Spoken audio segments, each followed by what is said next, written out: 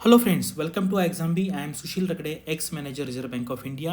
और बजट आपको पता है अभी आ गया है 1 तारीख को 2023-24 का, और इकोनॉमिक सर्वे 2022-23 का वो भी आ गया है 31 जनवरी का। इसके ऊपर हमने डिटेल वीडियो बनाया है, आपने देखा होगा। तुषार सर ने 2-2 घंटे के 2 वीडियो बनाए हैं, तो वो तो आपको देखना ही देखना है। अभी यहाँ पर ना मैं थोड़ा सेक्टर स्पेसिफिक आपको थोड़ा सा क्रूड वे बताता हूँ कि किस तरीके से हमें अगर कोई स्टडी करना है। मान लीजिए यहाँ पर ये क्वेश्चन है कि what is there in the budget related to RBI and banks. तो बजट में बैंक्स के बारे में क्या क्या लिखा हुआ है, या आरबीआई के बारे में क्या क्या लिखा हुआ है, ये आपको कैसे ढूंढना है। एक क्रूड वे है, और बाकी इंटेलिजेंट वे क्या है वो भी मैं आपको वहां पर बताता हूँ। तो अभी यहाँ पे बहुत सिंपल है, आपको क्या करना है। कंट्रोल एफ पता है आपको, कोई भी अगर पीडीएफ फाइल है जहाँ पे हम सर्च कर सकते हैं, वर्ड फाइल है, कंट्रोल एफ करना है, और वहाँ पे हमें आरबीआई वर्ड ढूंढना है, आरबीआई, ठीक है। या आप रिजर्व बैंक ऑफ इंडिया भी डाल सकते हैं, वो देख के आपको वो अलग से एक वर्ड फाइल में आप वो जो इमेजेस है वो रख लीजिए। उसके बाद बैंक्स के बारे में देखिए। तो आरबीआई मतलब आप सिर्फ आरबीआई भी देख सकते हैं, आप रिजर्व बैंक ऑफ इंडिया भी देख सकते हैं। तो यहाँ पर क्या है, national financial information registry. Exam में क्वेश्चन आ सकता है। A national financial information registry will be set up to serve as the central repository of financial and ancillary information related जो है। This will facilitate efficient flow of credit, promote financial inclusion, and foster financial stability. A new legislative framework will govern this credit public infrastructure, and it will be designed in consultation with the RBI. तो ये RBI related एक news है, ठीक है। तो ये एक तरीका हो गया, ये बहुत क्रूड वे है। अदरवाइज आपको पता है आरबीआई क्या क्या करता है। जैसे मॉनेटरी पॉलिसी है, तो आपको देखना पड़ेगा मॉनेटरी पॉलिसी के बारे में क्या क्या लिखा हुआ है। आरबीआई क्या देखता है, एनबीएफसी को भी रेगुलेट करता है, आप एनबीएफसी के बारे में सर्च कर सकते हैं। उसके बाद फॉरेन एक्सचेंज रिजर्व है, फिर उसके बाद ये जो क्रेडिट इंफॉर्मेशन, ये सारा आप सर्च कर सकते हैं। लेकिन जिसको उस तरीके से पता नहीं है कैसे सर्च करना है, वो ये क्रूड वे से भी आप फाइंड आउट कर सकते। मान लीजिए आपको नाबार्ड के बारे में देखना है, तो आप एग्रीकल्चर के बारे में देखिए, रूरल इंफ्रास्ट्रक्चर के बारे में देखिए। इस तरीके से आपको जो पर्टिकुलर इंफॉर्मेशन चाहिए वो आप सर्च कर सकते हैं। तो ये एक हो गया। उसके बाद improving governance and investor protection in banking sector, ये भी हमारे बैंक आरबीआई रिलेटेड है। बैंक यानी कि आरबीआई, क्योंकि बैंक को रेगुलेटर कौन है, RBI. To improve the bank governance and enhance investor protection, certain amendments to the Banking Regulation Act and the Banking Companies Act and the Reserve Bank of India Act are proposed. ये बहुत important है, propose किया है। क्या क्या हुआ है वो एग्जैक्टली हमें जब इसमें चेंजेस होंगे वो हमें पढ़ने पड़ेंगे। ये इंट्रो में आ सकता है, प्रीलिम्स में जीए में आ सकता है, ईएसआई फाइनेंस में भी आ सकता है, और बाकी आपकी कोई भी बैंकिंग एग्जाम है वहाँ पे भी ये क्वेश्चन पूछे जाते हैं। अभी ये एनेक्शर है, यहाँ पर amendments related to direct taxes, rationalisation यानी कि सिंप्लीफिकेशन करना है। Due to changes in the classification of NBFC, आपको पता है एनबीएफसी का क्लासिफिकेशन चेंज हुआ है by the Reserve Bank of India. It is propose to make necessary amendments to align such classification in the act with the same, यानी कि आपको इस पे अभी नज़र रखनी पड़ेगी, वॉच रखना पड़ेगा कि क्या क्या इसमें चेंजेस हो रहे हैं, क्योंकि जो चेंजेस होते हैं वो एग्जाम पूछे जाते हैं।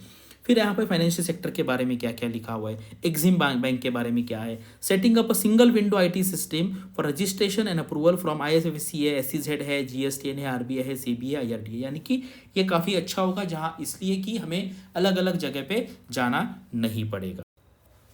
क्रेडिट गारंटी एमएसएमई के लिए क्या है, यहाँ पे जैसे मैंने बैंक सर्च किया तो जो मुझे बैंकिंग के लिए सारा मिल गया। इंप्रूविंग गवर्नेंस वाला ये पॉइंट तो हमने पहले देख लिया था।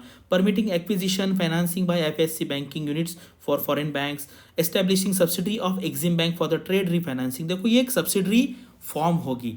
इसका मतलब क्या है, अगर आप देखेंगे ना, सब्सिडी जब फॉर्म होती है कोई भी ऑर्गेनाइजेशन की, इसका एक थोड़ा सा हिंट ऐसे होता है ना कि वो उसको थोड़ा सा प्राइवेट कर रहे हैं, क्योंकि सब्सिडरी जो होती है वो डायरेक्ट गवर्नमेंट ऑर्गेनाइजेशन नहीं होती है, और वहाँ पर रिक्रूटमेंट जो है वो कंसल्टेंट थ्रू या फिर प्राइवेट कॉन्ट्रैक्ट बेसिस पे लिया जा सकता है। तो ये एक थोड़ी बुरी न्यूज़ है। अगर एग्जिम में कुछ पोजीशन मान लीजिए 50 रिक्रूटमेंट होने वाली थी, वो तो 4-5 यहाँ पे हमारी निकल जाएगी, जो पब्लिक सेक्टर अंडरटेकिंग के बाहर चली जाएगी। जैसे आरबीआई में है, मैंने बताया आपको पहले भी, आरबीआईएच है, आरबीआईटी है। तो subsidiary formation actually governance point of view, overall point of view से अच्छा है, लेकिन अगर आप अनएम्प्लॉयड यूथ है उनके पॉइंट ऑफ व्यू से ये अच्छा स्टेप नहीं। बाकी बाकी क्या क्या लिखा हुआ है यहाँ पर आप देखेंगे। यहाँ पर देखिए, allowing carry forward of losses on strategic disinvestment including that of IDBI bank. यहाँ पर मतलब जो स्ट्रेटेजिक लॉसेस होंगे वो कैरी फॉरवर्ड किए जाएंगे अकाउंटिंग पर्पस के लिए, ठीक है। फिर बाद में penalty for cash and loan transaction against primary cooperative bank. अभी आपको पता है कोऑपरेटिव बैंक के बारे में सेंट्रल गवर्नमेंट ने अभी सारे पावर उनके हाथ में ले लिए, पहले ये स्टेट गवर्नमेंट के पास थे, तो उससे रिलेटेड क्या क्या है आप यहाँ पर ये देख सकते हैं। तो मैं वर्ड सर्च किया है, इंसेंटिव टू IFSC क्या है, एग्जम्पशन ऑफ डेवलपमेंट अथॉरिटीज है, फैसिलिटेटिंग सर्टन स्ट्रेटेजिक डिसइन्वेस्टमेंट है, के बारे में इसमें दिया हुआ है। फिर रैशनलाइजेशन है, यानी सिंप्लीफिकेशन करना है। The restriction of interest deductibility on interest payment to overseas associated enterprises does not have to apply to those in the business of banking and insurance. It is proposed to extend this benefit to non-banking finance companies. ये बारे में है। Due to changes in the classification NBFC, ये मैंने बताया हुआ है कि ये जो चेंजेस होने वाले हैं ये हमें आगे टाइम पे यहाँ पे पढ़ेंगे। तो ये थोड़ा सा इजी वे है, अदरवाइज आपको टॉपिक का अंडरस्टैंडिंग होना चाहिए। जैसे मान लीजिए MPC के बारे में कुछ है, मॉनेटरी पॉलिसी कमेटी के बारे में है, लोन के बारे में है, लोन या इसको आप क्रेडिट भी कह सकते हैं, क्रेडिट के बारे में है। उसके बाद आप नाबार्ड के बारे में भी यहाँ पर सर्च कर सकते हैं, नाबार्ड है, उसके बाद सेबी है, उसके बाद IRDA है। तो क्या होता है, एक बार अगर आप बजट पूरा लेके बैठेंगे तो कभी कभी हमें बोरिंग लगता है, लेकिन आप इस तरीके से जाएंगे। आप जैसे मान लीजिए अभी PFRDA का कोई इंटरव्यू की तैयारी कर रहा था, तो PFRDA के बारे में, पेंशन के बारे में, इस तरीके से आपको जो जो चाहिए वो आप यहाँ पे इस तरीके से कंट्रोल F करके सर्च कर सकते हैं। एक्चुअली मेरा सजेशन तो ये है, बजट आपको पूरा पढ़ना है।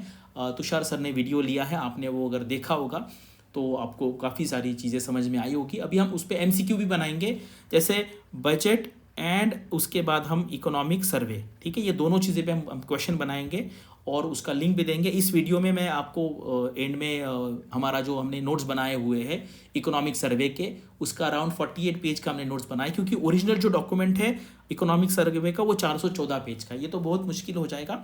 तो आप ये जो हमने समरी बनाई हुई है वो आप डाउनलोड कर सकते हैं। अगर आप RBI का प्रिपरेशन कर रहे हैं तो आज ही मैंने सुबह ये क्लास लिया है, नियर अबाउट 1.5-2 घंटे ये क्लास चला, तो मैंने पूरा बताया हुआ है कि इकोनॉमिक सर्वे का पढ़ाई कैसे करना है। आपके पास अगर 2 घंटे तो कैसे करना है, 20 घंटे का है तो कैसे करना है, 50 घंटे है तो कैसे करना है, प्रीलिम्स फोकस कैसे करना है, मेंस फोकस कैसे करना है, इंटरव्यू कैसे, तो ये सारी चीज़ें डिस्कस की हुए। ये फर्स्ट क्लास हुआ, इसका रिकॉर्डिंग में मिलेगा आपको, सेकंड क्लास भी होगा, उसके बाद फिर मैं यहाँ पर बजट के बारे में भी यहाँ पर बताने वाला हूँ, ठीक है। तो अगर आप इंटरेस्टेड है, ये प्रीलिम्स का प्लान है, ये आपको एक डॉक्यूमेंट है यहाँ पर, इसमें आपको फेज 2 का सिलेबस मिलेगा, आपको प्रीवियस ईयर के क्वेश्चन पेपर मिलेंगे, और किस तरीके से मैंने ये पूरा प्लान किया आप इसमें देख सकते हैं। और ये हमारे 60+30 प्लान का ये 30 वाला प्लान है जो प्रीलिम्स के बाद इमीडिएटली स्टार्ट करेंगे। और ये हमारा BPDA है, हिंदी में है, इंग्लिश को स्टडी कर सकते हैं। और ये मैं इस डॉक्यूमेंट की बात कर रहा हूँ, इकोनॉमिक सर्वे का हमने समरी दिया हुआ, ये 48 पेज का समरी है। तो ये इसका लिंक मैंने डिस्क्रिप्शन में दिया है, वो डाउनलोड आप कर सकते हैं। और हम जो BPDA है वो हिंदी इंग्लिश दोनों लैंग्वेज में देते हैं, तो आप एक बार देख सकते हैं कि इसका कैसा है। तो इस तरीके से ये बस मैंने आपको क्रूड वे बताया है, इंटेलिजेंट वे, यानी कि आपको अगर अंडरस्टैंडिंग होगी कि RBI क्या क्या काम करता है, बैंकिंग में क्या क्या एक्टिविटीज़ होती है, उससे रिलेटेड आप ये सारी चीज़ें बजट में कंट्रोल F करके सर्च कर सकते हैं, या फिर जो नेक्स्ट डे पे न्यूज़पेपर में आया होगा जैसे 2 तारीख को, वो भी आप सेलेक्टिवली वहाँ से पढ़ सकते हैं। तो वो भी मैं बताऊंगा, कुछ इंपॉर्टेंट जो आर्टिकल्स है मैं उसका एक कंपाइलेशन करके आपको उसका डाउनलोड फाइल 2-3 दिन में देने का मैं भी प्लान कर रहा हूँ। जैसे आ जाएगा मैं उसके लिए एक वीडियो भी बनाऊंगा और मेरे सारे जो टेलीग्राम चैनल है वहाँ पे भी बताऊंगा। So thank you for watching this video and all the best for your studies and upcoming examinations.